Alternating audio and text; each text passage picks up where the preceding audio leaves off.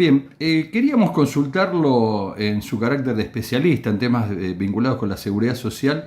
¿Qué pudo advertir a partir de la lectura de la denominada ley Ómnibus que el Ejecutivo envió en el día de ayer al Congreso de la Nación y que, bueno, que va a estar puesto a debate por los legisladores nacionales?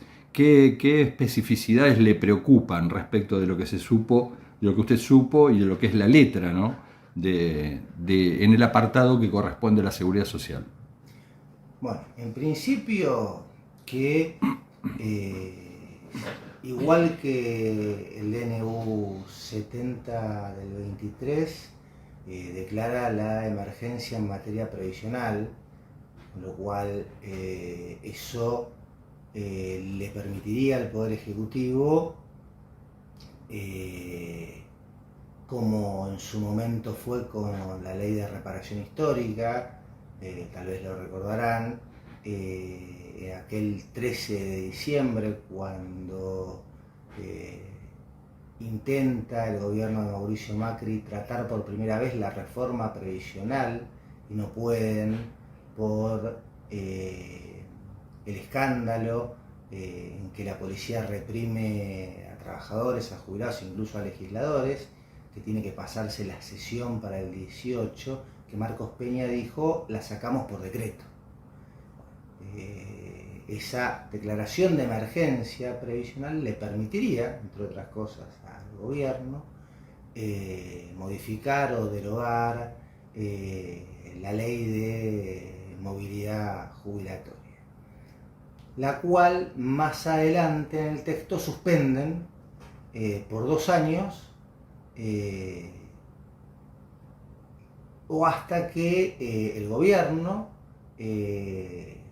dicte un decreto que establezca un nuevo sistema de actualización automático, dice, para las prestaciones del artículo 17 de la ley 24241, que son la PBU, la PC, la PAB, la jubilación por invalidez y las pensiones por viudez. O sea, para el resto de los beneficios de la seguridad social, que actualizan también por el artículo 32 de la ley 24241, no dice cómo les van a aumentar esos beneficios, que son las pensiones no contributivas, las asignaciones familiares que cobran los trabajadores en relación de dependencia, las asignaciones familiares no contributivas como la UH, las prestaciones por desempleo, o sea, todo el resto de los beneficios de la seguridad social no dice cómo lo van a aumentar. Y además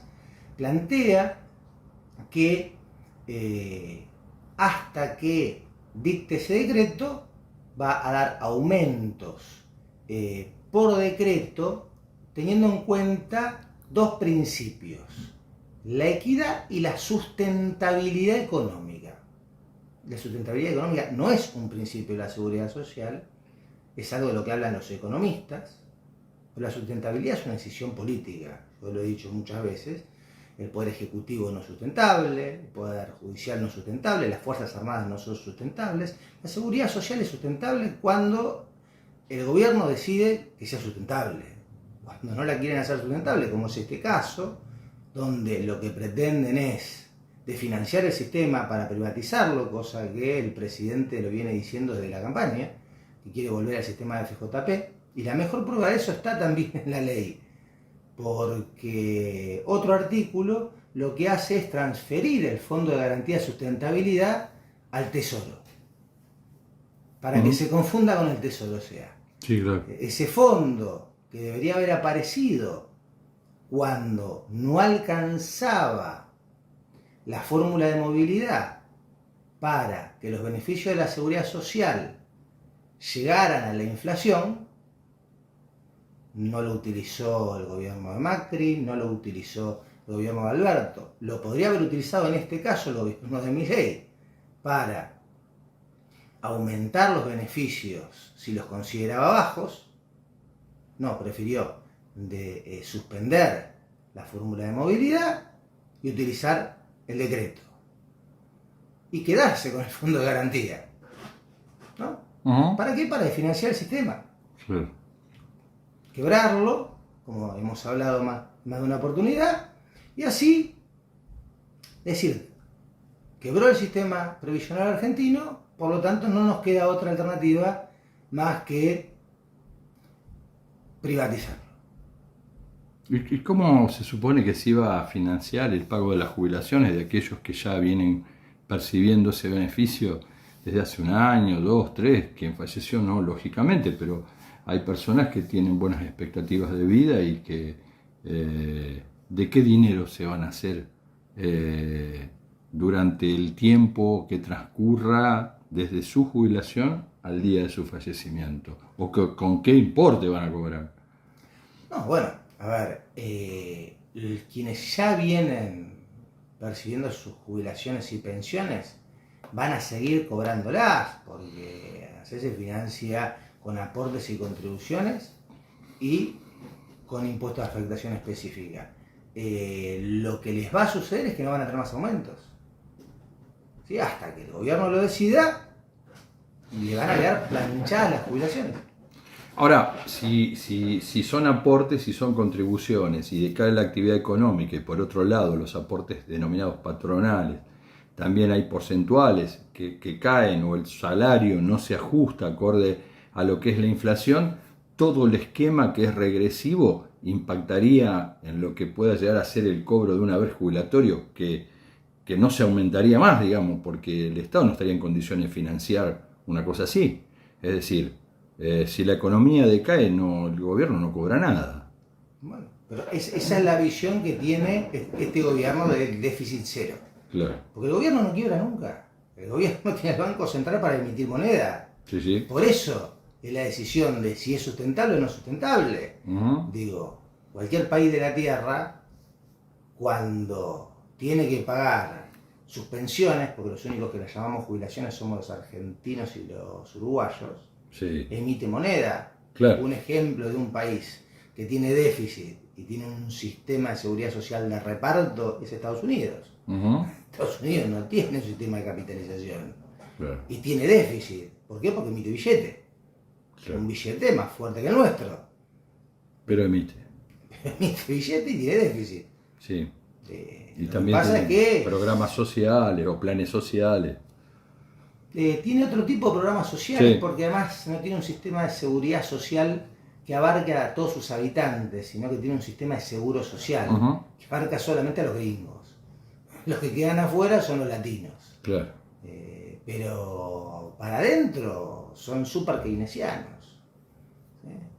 Es lo que se conoce como el Plan Marshall. Sí, claro. Pero lo cierto es que cualquier país que uno analice del primer mundo no considera que cierto déficit es perjudicial o no culpa de su déficit a la inflación. Claro. Hay montones de factores que hacen a la inflación y que los persiguen de otra manera. Uh-huh. Ahora, ¿usted ve con esta proposición que hace el Ejecutivo a la seguridad social como uno de los engranajes más de esta maquinaria que el gobierno nacional quiere poner en marcha con un objetivo preciso que alcanza a cada uno de los sectores de la sociedad? Pero ¿con qué finalidad? Porque para los jubilados sería prácticamente caótico pensar el país que ha pensado el presidente, porque el malestar, la angustia y las posibilidades de una mala vida es lo que se vislumbra en el horizonte. Esto es lo que ha hecho la derecha históricamente en la Argentina. Cada vez que gobernó la derecha fue por la plata de los jubilados. Lo hizo Onganía, lo hizo Videla, lo hizo Menem, lo hizo Macri y lo está haciendo Milei. Uh-huh. Es una receta que han aplicado Clásica. siempre. ¿Por qué? Porque la seguridad social es el 60% del presupuesto. Claro. Entonces, cuando tienen que ir a ajustar por ahí, no les queda ninguna alternativa. No, digo, porque por otro lado también bajan bienes personales, quieren subir ganancias, pero no pagarle bien a un jubilado. Es lo mismo que hizo Macri. Sí. Bajó bienes personales, lo sacó como impuesto de afectación específica de la seguridad social. Por lo tanto, es lo mismo. O sea que podrían hacer nulas expectativas los jubilados respecto de las promesas de campaña que el presidente actual hizo en su momento. Pero, por supuesto, de hecho, además le sacan los remedios gratis del PAMI, por lo tanto, le sacan el salario indirecto. No solo eso, el jubilado cuando tenga que ir a pagar un boleto de 800, 1000 pesos, cuando le llegue la factura de luz, la de gas, que estaban subsidiadas y dejan de estar subsidiadas el 1 de enero, ya no va a tener ninguna posibilidad de subsistir. ¿Usted cree que no piensa el presidente que un jubilado así en 1, 2 o 3 años está muerto? Lo mata la misma situación, porque aumentan los alimentos, aumentan los medicamentos, o sea, no solo que no se los va a reconocer en forma gratuita, sino que además se van a incrementar a la par de los servicios, algún que otro impuesto que a lo mejor un jubilado no paga, el transporte público, como usted dice, y los jubilados mucho no van a durar así. Pero No le importan las personas, digamos, da la sensación que este presidente no le importan las personas. Este presidente viene a gobernar para que la Argentina sea la Argentina prerradical. Uh-huh. Y la Argentina prerradical era una oligarquía muy pequeña y el resto pobres, sin clase media. Fue el radicalismo el que empezó el camino para construir la clase media argentina, el que le dio voz a los desposeídos. Uh-huh. Bueno, a este presidente no le interesan los desposeídos. ¿Y a los radicales?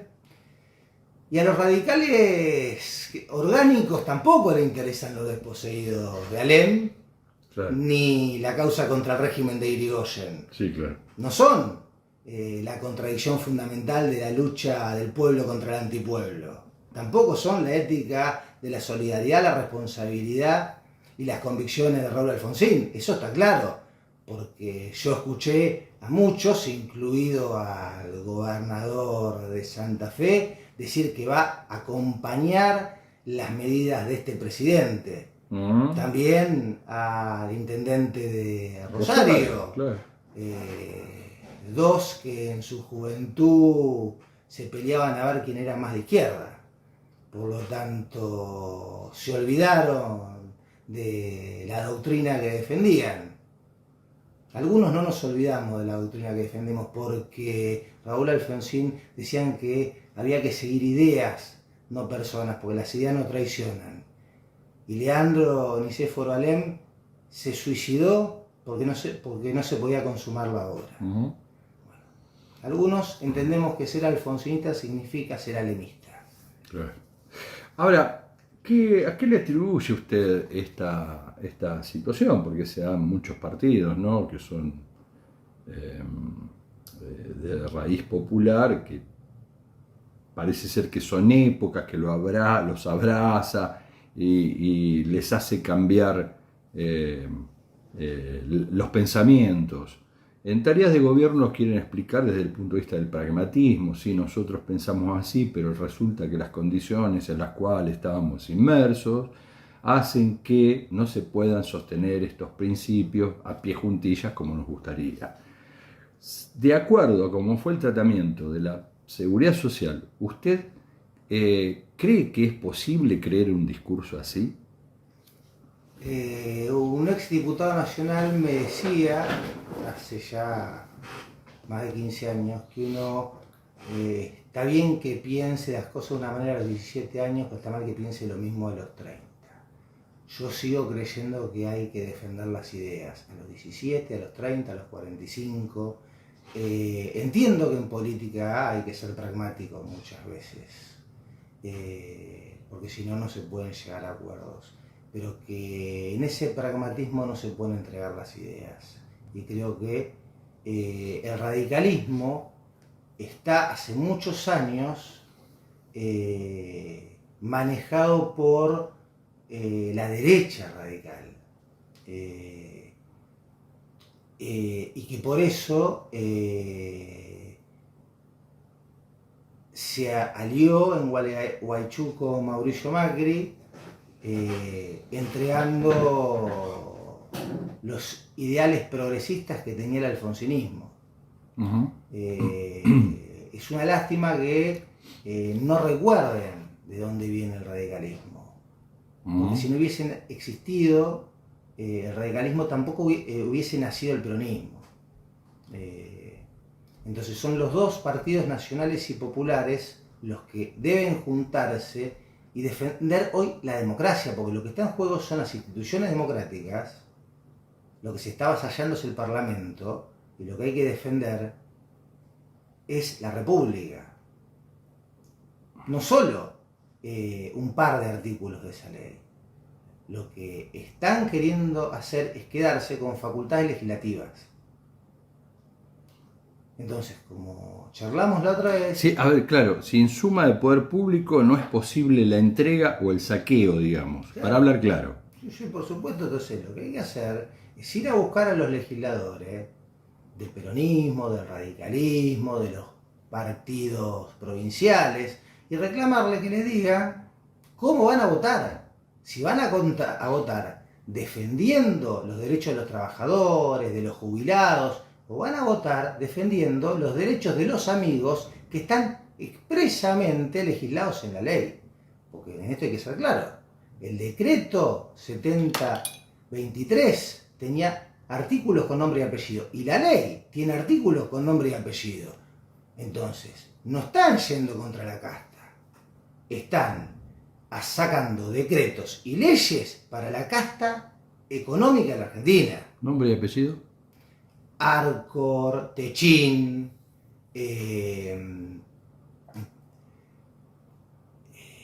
Ornequian y varios otros. Por lo tanto... BlackRock no lo ve también como de afuera, ¿no? Elon Musk, se están entregando recursos y se están sacando aranceles a las importaciones que van a permitir que se destruya la industria nacional, porque no les importa el trabajo argentino, les importa favorecer a sus amigos diciendo que con eso dan libertad. Cuando uno destruye la industria argentina, como lo hizo Martínez de Oz, como lo hizo Cavallo, lo único que hace es generar un nivel de desocupación exorbitante, hacer que los trabajadores se queden sin derechos y que los empresarios pymes tengan que bajar la persiana y que ingresen menos recursos a la seguridad social y favorecer a las grandes empresas y a las empresas extranjeras. Y cualquiera que tenga más años que yo, por supuesto, vivió lo que fue la destrucción de la industria con Martínez de Oz, y si tienen mi edad, vivieron lo que fueron los 90. Claro. Entonces, no podemos volver a pasar por eso. Y por eso hay que reclamarle a nuestros legisladores que voten defendiendo la industria argentina, el trabajo argentino, y no los negocios de algunos pocos, porque eso no va a favorecer a la Argentina. Ir a la Argentina de Roca es que se llenen los bolsillos 4 y que el resto nos quedemos todos afuera.